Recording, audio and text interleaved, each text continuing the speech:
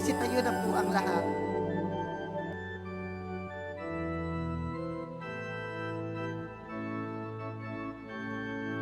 Purihin natin ang Diyos. Purihin natin ang Diyos. Kabutihan niya ay hindi masusukat, kaya't magpuni ang lahat. Pag-ibig niya ay wagas, pag-asa natin at lakas.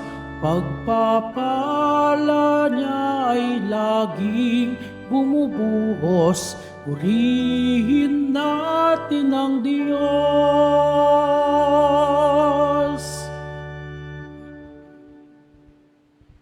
Sa ngalan ng Ama, ng Anak at ng Espiritu Santo, Amen. ang pagkapala ng ating Panginoong Jesucristo, ang pag-ibig ng Diyos Ama, at ang pagkakaisa ng Espiritu Santo naway sumainyong lahat. At sumaiyo rin.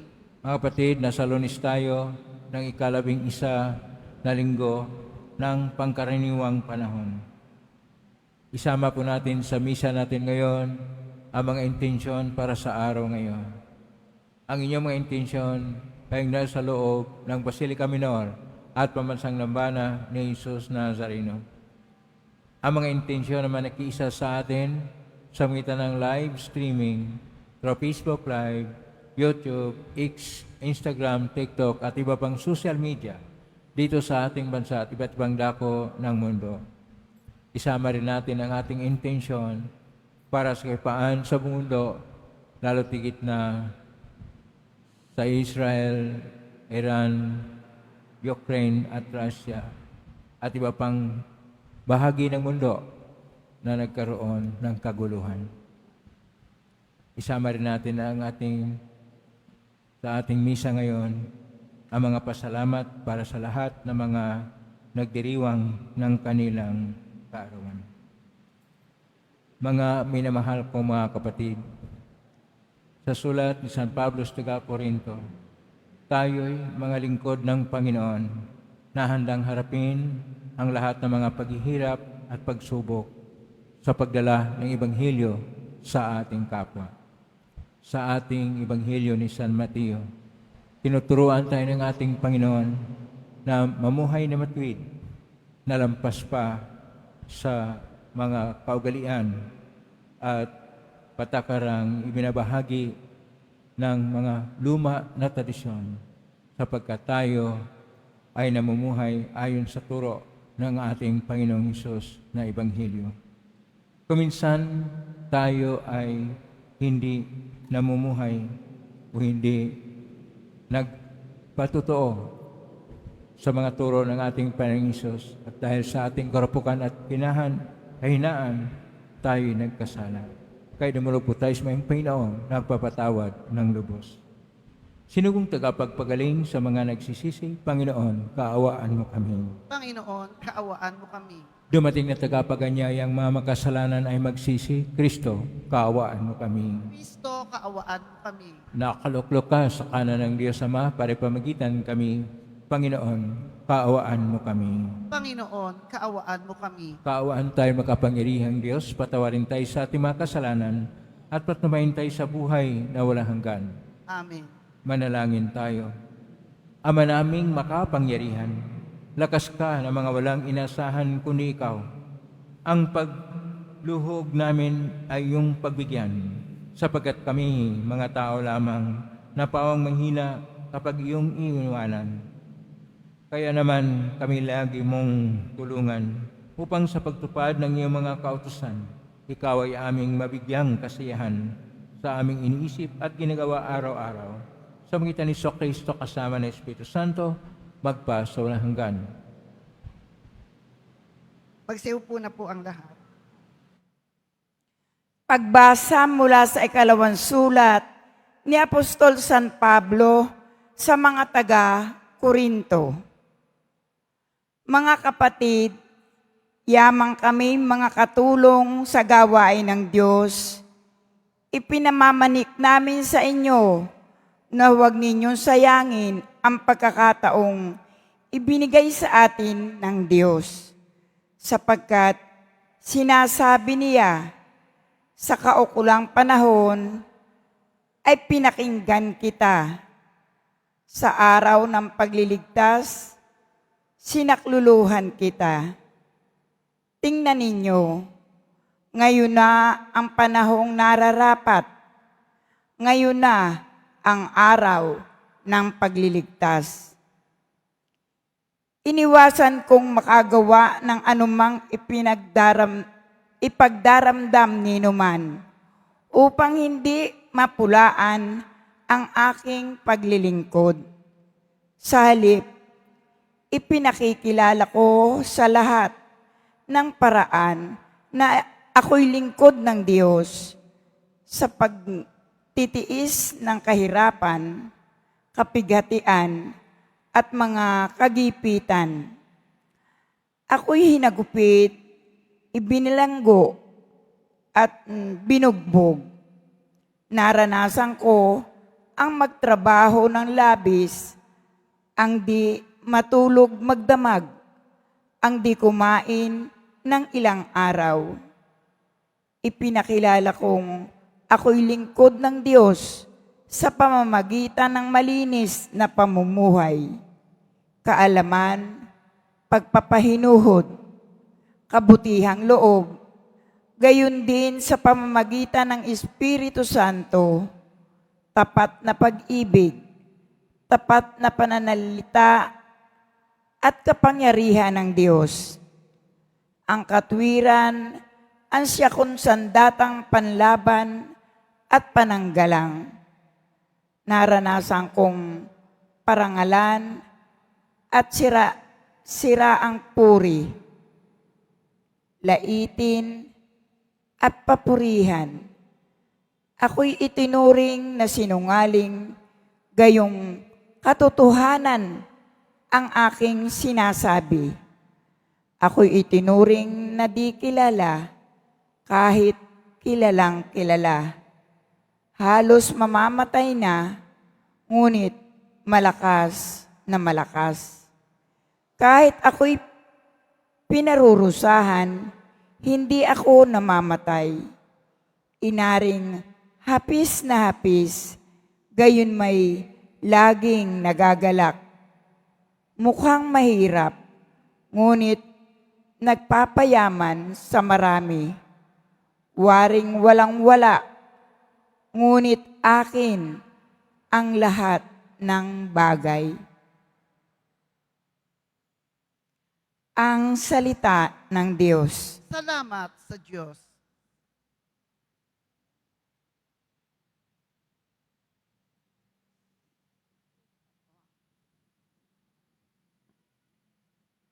Ang Diyos na rin ang naghayag ng handog niyang pagliligtas. Ang Diyos na rin ang naghayag ng handog niyang pagliligtas. Umawit ng bagong awit at sa poon ay iaalay. Pagkat yaong ginawa niya ay kahanga-hangang tunay sa sariling lakas niya at taglay na kabanalan. Walang hirap na natamo, yaong hangad na tagumpay. Ang Diyos na rin ang naghayag ng handog niyang pagliligtas. Ang tagumpay niyang ito'y siya na rin ang naghayag. Sa harap ng mga bansay, nahayag ang pagliligtas. Ang pangako sa Israel, lubos niyang tinutupad. Ang Diyos na rin ang naghayag ng handog niyang pagliligtas. Tapat siya sa kanila at ang pag-ibig ay wagas. Ang tagumpay ng ating Diyos kahit saan ay namalas. Magkaingay na may galak, yaong lahat sa daigdig. Ang poon ay buong galak, na purihin sa pag-awit. Ang Diyos na rin ang naghayag ng handog niyang pagliligtas. Magsitayo na po ang lahat.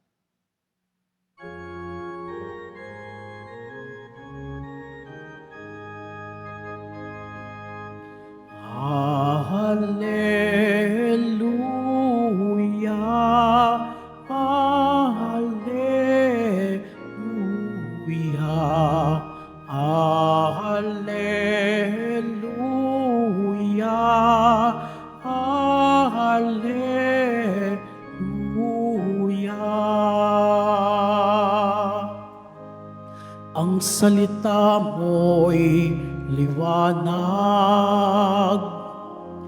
tanglaw sa aking paglakad, sa paghakbang sa iyong landas. Hallelujah, Hallelujah, Hallelujah, Hallelujah.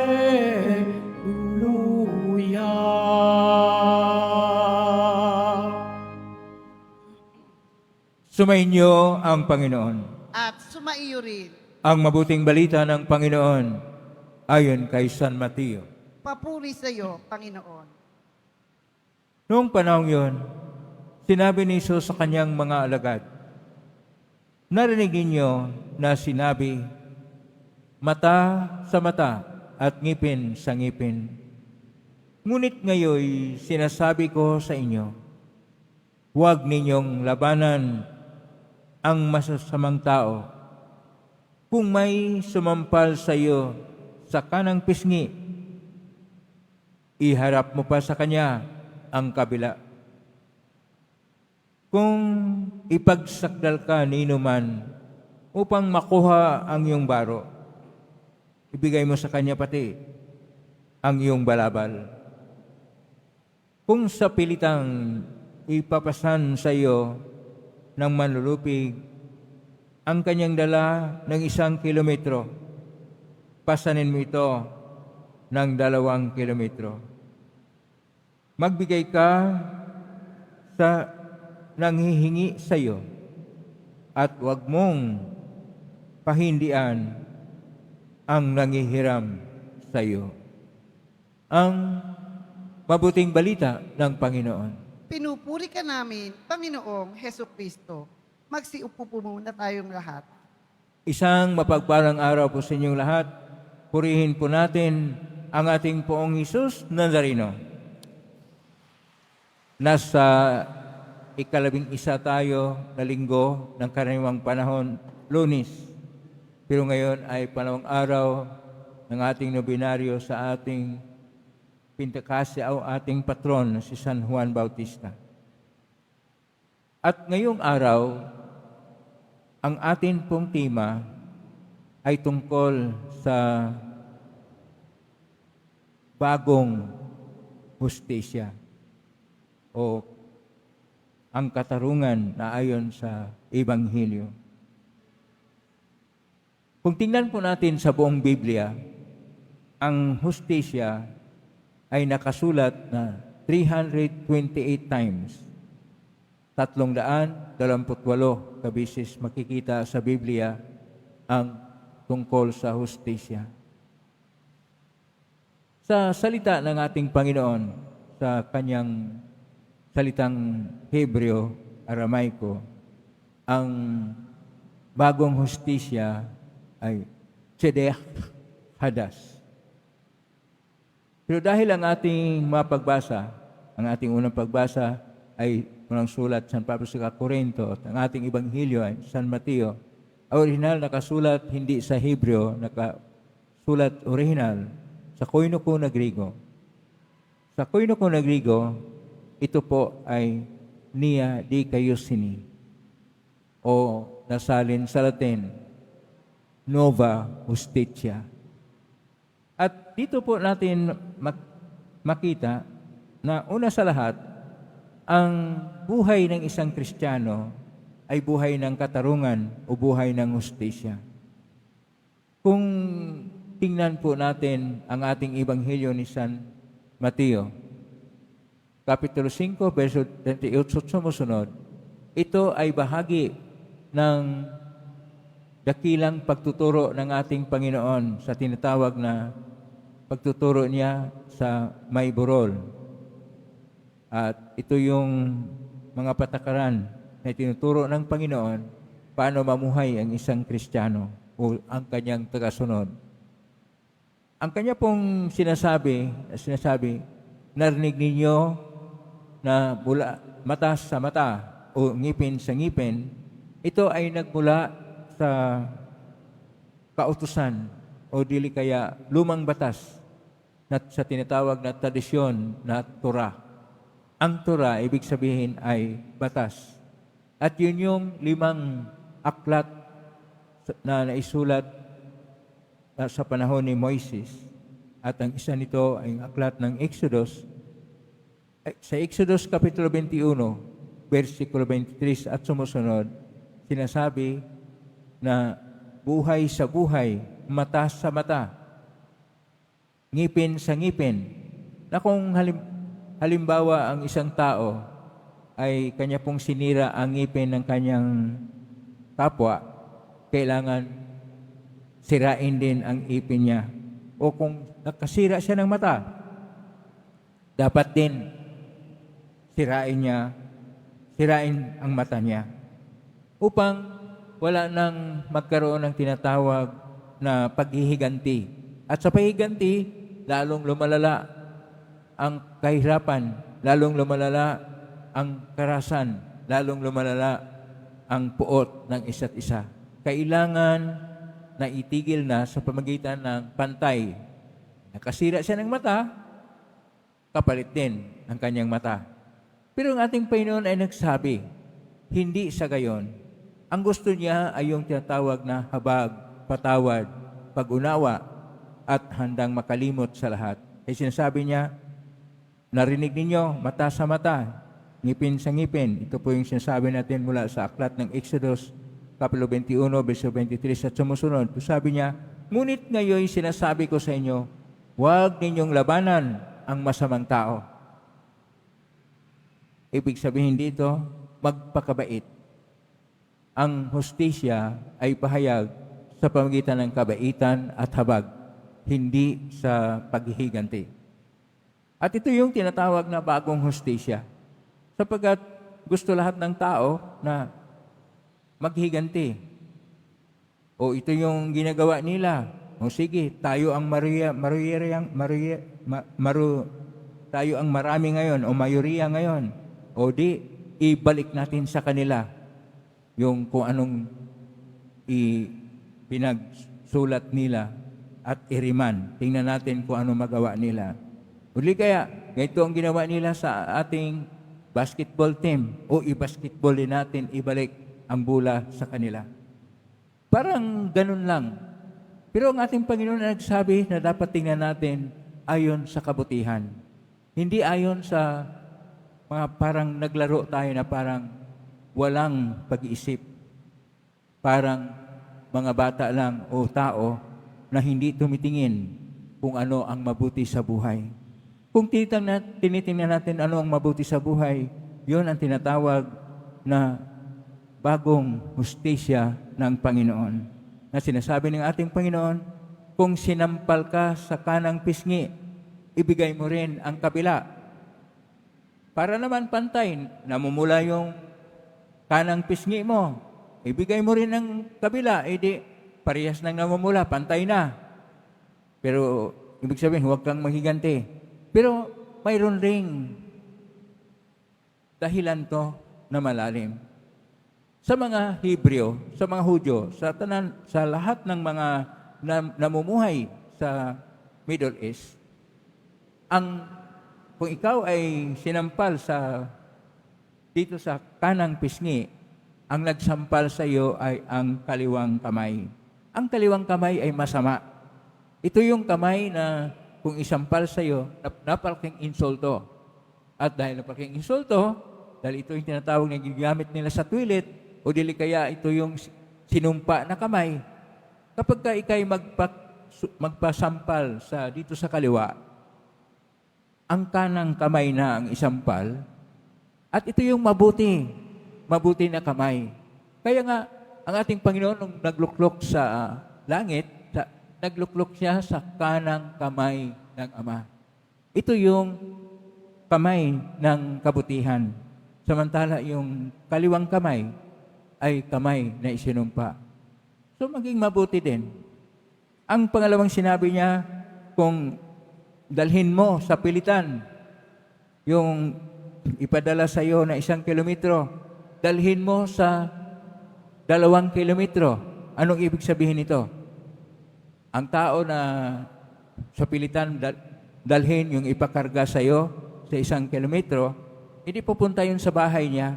Pero pag dalhin mo sa 2 kilometro, magandang hustisya yun, ay 2 kilometro na sobra na, ay yung tao na mismo nagpipilit sa iyo, siya na magdala. Ibig sabihin, nakapagbigay ka ng hustisya.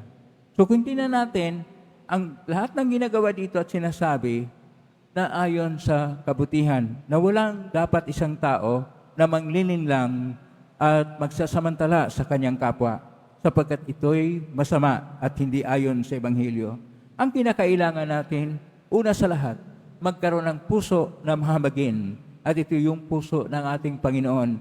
Mahabagin, handang magpatawad, at nag-isip lagi ng mabuti. Pangalawa, ang ating lahat ng adikain sa buhay ay hindi sa pamagitan ng ating makasarili na intensyon at interes. Bagkus, lagi ang patakaran ay ang kautusan ng Diyos. At isa lang ang utos ng Diyos. Ibigin mo ang Diyos higit sa lahat. At pangalawa, ibigin mo ang iyong kapwa gaya ng pag-ibig sa iyong sarili. At pangatlo, ang dapat nating gawin, huwag tayong magkaroon ng paghihiganti o kaya pag-isip na atin ito, mga kabarkada natin ito, mga kapartido natin ito, at tayo ay nasa kapangyarihan, tayo ang dapat sundin. Hindi dapat ganon. Ang tunay na katarungan ng Diyos ay ang pag-iisip ng kabutihan at kaligtasan ng lahat. Sumum bonum. Latin po na iyon at ang sabi, ang pinakadakilat, pinakataas na kabutihan ay ang paggawa ng mabuti at kaligtasan para sa lahat. Hindi po ang paghiganti, hindi po ang puot, hindi po ang paggamit ng dahas ang siyang magpatagumpay ng tao. Ang tunay na magtagumpay ay ang buhay na may pag-ibig, ang buhay na may habag, ang buhay na may awa, ang buhay na may kabutihang batay sa turo ng Ebanghelyo ng Panginoon. At dahil dito, mamuhay tayo sa pag-ibig dahil mahal tayo ng Diyos. Pakisabi sa katabi mo, mahal ka ng Diyos. Mahal tayo ng Diyos, kaya huwag tayong mag-isip ng masama o gagawa ng masama. Ang ating adikain ay kabutihan, ang ating gawain ay sa paggawa ng mabuti sa pangalan at pagpupugay sa Diyos. Amen? Purihin natin ang Diyos. Magsitayo na po ang lahat.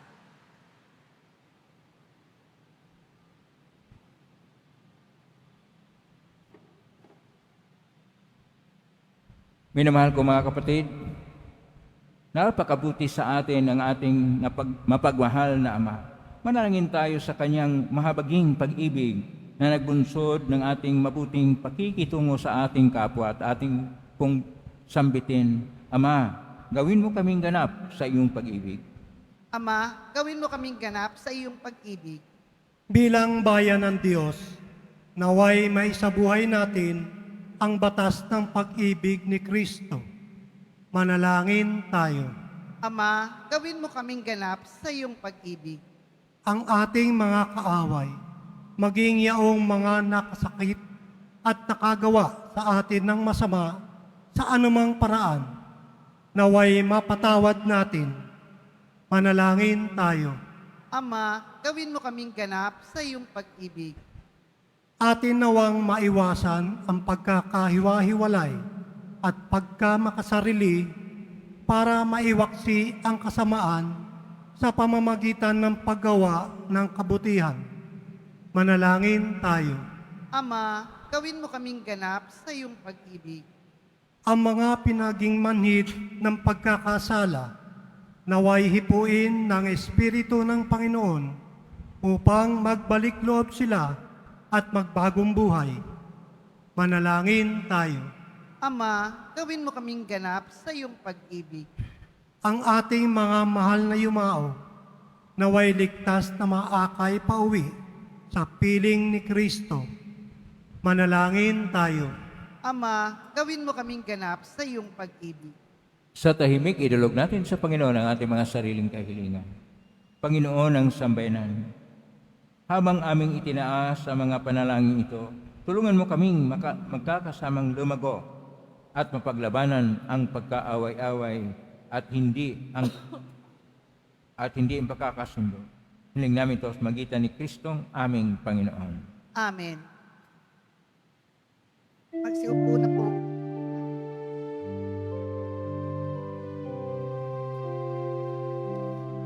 Tanggapin ninyo, O Diyos naming Ama, nakayanan naming alay sa inyo. Galing din po sa inyo mga biyaya na ito, tinapay at alak mula sa aming pawis. Inyo po nawa itong ikaligaya. Kung mamarapatin po sila'y inyong gawin. Katawan at dugo ng inyong anak, minamahal naming Jesus. Minamahal naming Jesus. Magsitayo na po ang lahat. Manalangin kayo mga kapatid upang paghahain natin ay kalugdan ng Diyos amang makapangyarihan. Tanggapin nawa ng Panginoon itong paghahain sa iyong mga kamay, sa kapurihan niya at karangalan, sa ating kapakinabangan at sa buong sambayanan niyang banal. Ama naming lumikha, kami ginawa mong may angking katauhan na dapat pakainin at pangalagaan at yung dinudulutan ng banal na pakikinabang.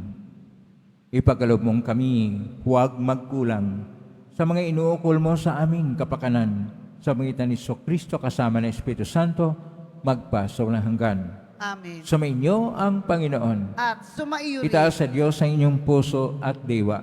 itinaas na namin sa Panginoon. Pasalamatan natin ang Panginoong ating Diyos. Marapat na siya ay pasalamatan. Ama namin kapanintunay nga marapat ni kay aming pasalamatan sa iyong paglingap at kanang loob, ang tayo ni kamot pinangasiwa sa San Sinukob, sagad mong siya iwastong lubos, siya ipinagdusa mo sa kanyang pagtalikod, siya yung pag-iling pinahintulot na makabalik siya sa pamagitan ni Kristo Jesus. Kay kaysa namang helsi siya awit ng papuri sa iyong pay sa kalangitan, kami nagbumini sa kadakilaan. Santo, Santo, Panginoong Diyos ng mga hukbo, napupuno ang langit at lupa ng kadakilaan mo, o sana sa kaitaasan. Pinagpala ang naparirito sa ngalan ng Panginoon, o sana sa kaitaasan. Magsiluhod po ang lahat. Ama naming banal, ikaw ang bukal ng tanang kabanalan. Kay smitan ng Espiritu ng banal, ang mga kaloob na ito upang para sa aming katawan at dugo ng aming Panginoong Kristo. Bago niya pinagtisang kusang loob na maging handog, hinawakan niya ang tinapay, pinasalamatan kanya, pinaghati-hati niya yon, iniabot sa kanyang malagad at sinabi, "Tanggapin ninyong lahat ito at kanin. Ito ang aking katawan na ihandog para sa inyo."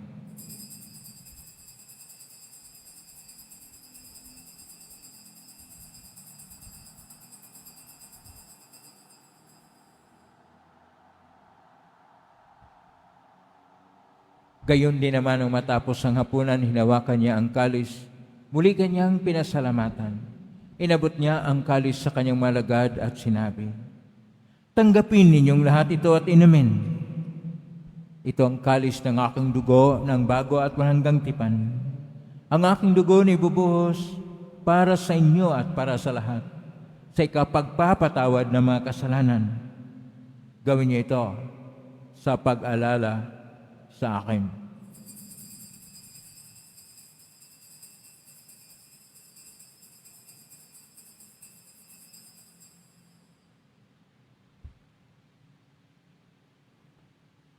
Magsitayo Ang na po. misteryo ng pananampalataya.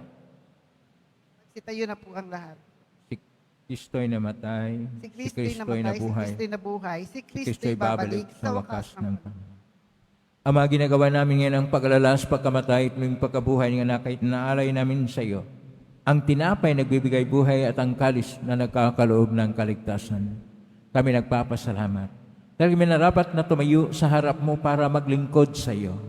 Isinasamo namin kaming magsasalo-salo sa katawan at dugo ni Kristo ay mabuklod sa pagkakaisa sa pamagitan ng Espiritu Santo.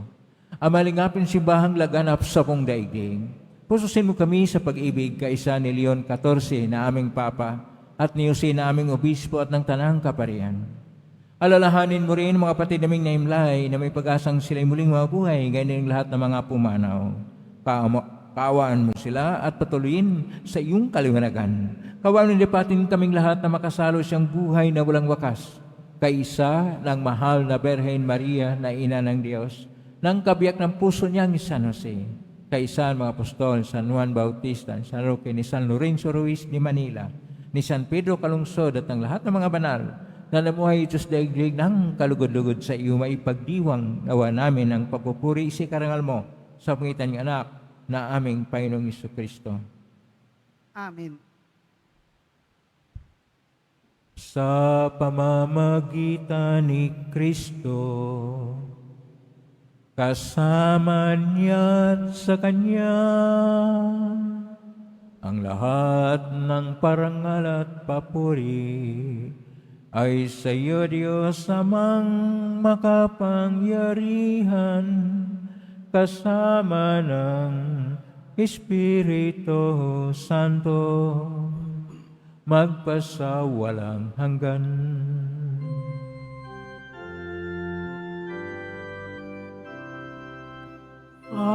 Amen. Amen. Amen. Amen. Sa tagubilin ng magaling na utos sa turo ni Jesus na Panginoon natin at Diyos, ipahayag natin ng lakas loob. Ama namin, sumasalangit ka, sambahin ang ngalan mo. Mapasa amin ang kaharian mo, sundin ang loob mo dito sa lupa para nang sa langit. Bigyan mo kami ng aming kakanin sa araw-araw at patawarin mo kami sa aming mga sala para nang papatawad namin sa nagkakasala sa amin at huwag mo kaming ipahintulot sa tukso at iadya mo kami sa lahat ng masama. Hinihiling namin kami iadya sa lahat ng masama, pagkaluban ng kapayapaan araw-araw, iligtas sa kasalanan at sa lahat ng kapahamakan, samantalang aming pinanabikan ang dakilang araw ng pagpapahayag ng tagapagligtas naming si Jesucristo. Sapagkat iyo ang kaharian at ang kapangyarihan at ang kapurihan magpakailanman. Amen. Panginoong Jesucristo, sinabi mo sa mga apostol, kapayapaan ang iniiwan ko sa inyo, ang aking kapayapaan na binibigay ko sa inyo. Tunghayan mo ang aming panampalataya at huwag ang aming pagkakasala. Pagkalooban mo kami ng kapayapaan at pagkakaisa ayon sa iyong kalooban, kasama ng Espiritu Santo, magpa sa walang hanggan. Amen. Ang kapayapaan ng Panginoon ay laging sumainyo. At sumaiyo rin. Magbigay kayo ng kapayapaan sa isa't isa. Kapayapaan, peace be with you. Kordero ng Diyos na nag-aalis ng mga kasalanan ng sanlibutan, maawa ka sa amin. Kordero ng Diyos na nag-aalis ng mga kasalanan ng sanlibutan, maawa ka sa amin. Kordero ng Diyos na nag-aalis ng mga kasalanan ng sanlibutan, ipagkaloob mo sa amin ang kapayapaan. Magsiluhod po ang lahat. Ito ang kordero ng Diyos. Ito ang nag-aalis na makasalanan ng sanlibutan.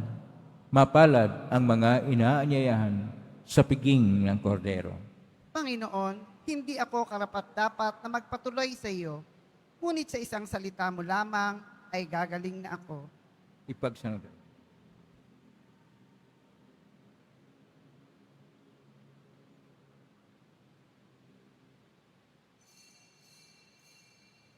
Para sa lahat ng tatanggap ng banal na komunyon, sasagot po tayo ng amin pagkasabi ng pari o ng lay minister ng katawan ni Kristo at isubo agad sa bibig bago umalis sa harapan ng pari o lay minister.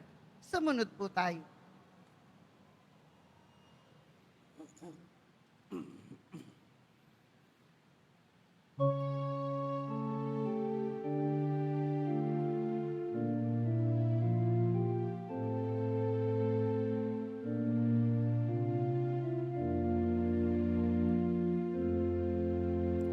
Sa piging na ito, ating pagsaluhan ang katawan at dugo ni Jesu Kristo. Siya'y ating lakas at tanggulan,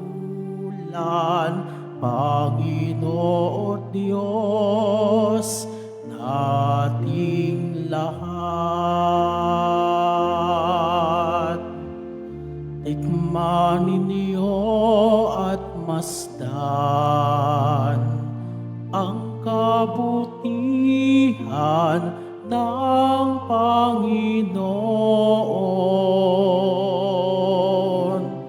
Mapalad ang tao na ang Diyos ang pag-asa.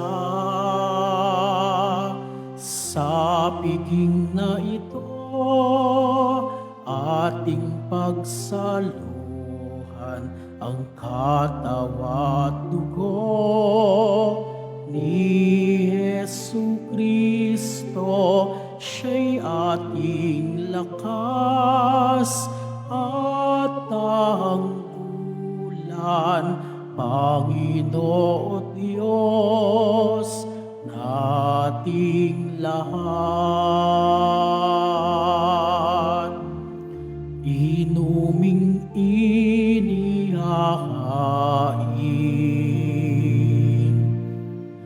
dugo ni Kristong butihin, hinati-hating pagkain, katawang alay sa piging ni Jesus para sa atin. Sa piging na ito, ating pagsaluhan ang katawan at dugo ni Jesu Kristo. Siya'y ating lakas at tanggulan, Panginoon Diyos nating lahat.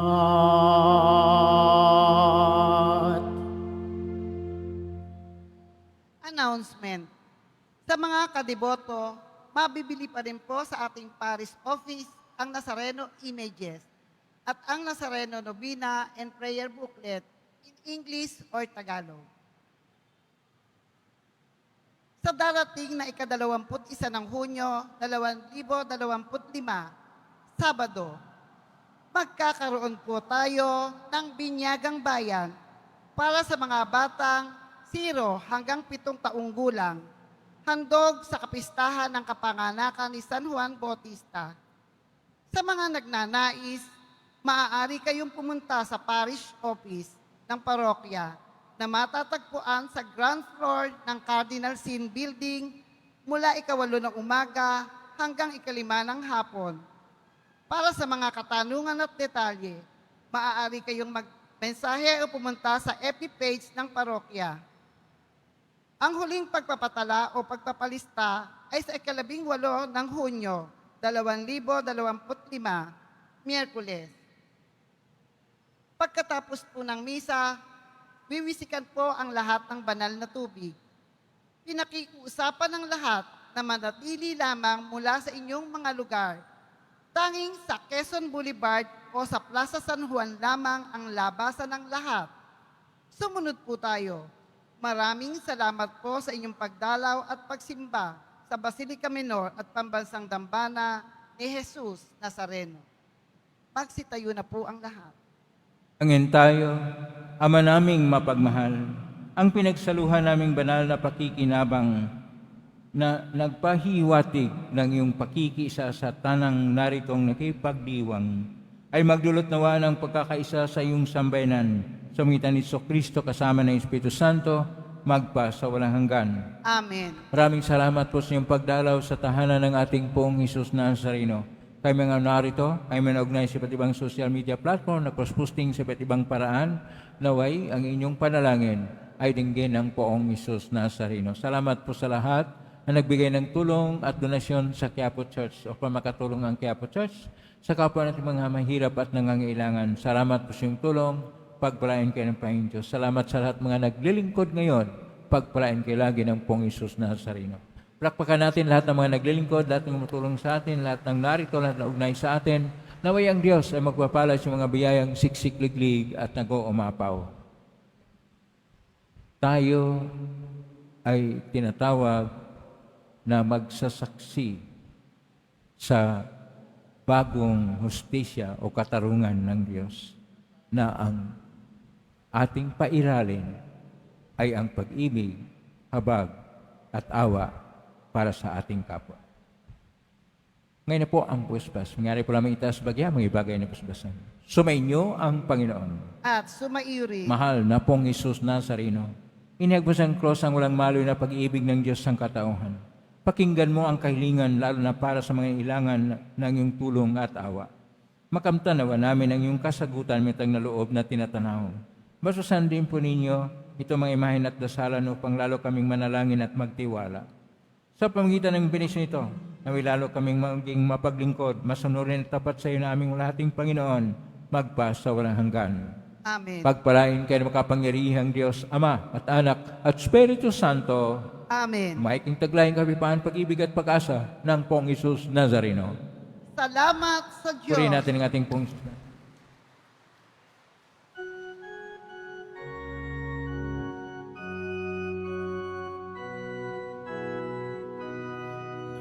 Nuestro Padre Jesus Nazareno, sinasamba ka namin, pinipintuho ka namin, aral mo ang aming buhay at kaligtasan. Nuestro Padre Jesus Nazareno, iligtas mo kami sa kasalanan.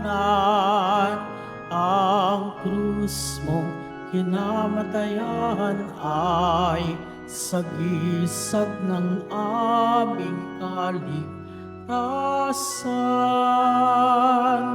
Nuestro Padre Jesus Nazareno, dinarangal ka namin. Nuestro Padre Jesus Nazareno, niluluwalhati ka namin.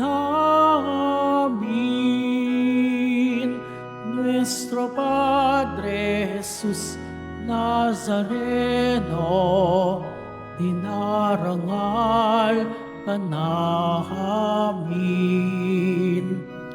Nuestro Padre Jesus Nazareno, niluluwalhati ka namin.